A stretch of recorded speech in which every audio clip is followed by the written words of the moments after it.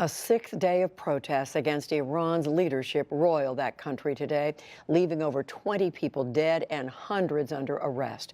President Trump has welcomed the demonstrations, but today White House spokeswoman Sarah Sanders stopped short of calling for regime change. Rageh Omaar of Independent Television News has more. There is little let-up in the protests across Iranian cities. Their numbers may not be huge, but their significance cannot be underestimated.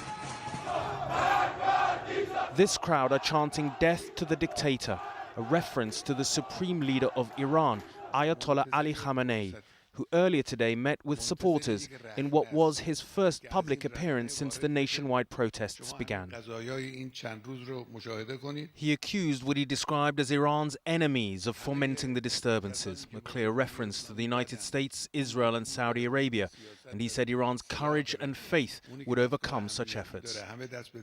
That warning didn't stop President Trump from taking to Twitter, where he said the people of Iran were finally acting against what he called the brutal and corrupt Iranian regime. He said the Iranian people have little food, big inflation and no human rights, and that the US is watching.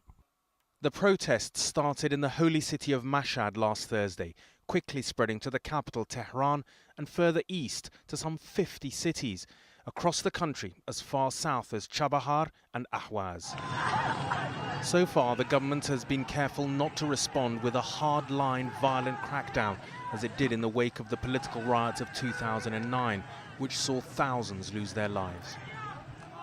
What began as demonstrations born out of economic grievances are now sounding much more like angry condemnations of the leadership of the Islamic Republic itself. The regime will be hoping that large pro-government demonstrations will drown out such sentiments. That was Rageh Omaar of Independent Television News.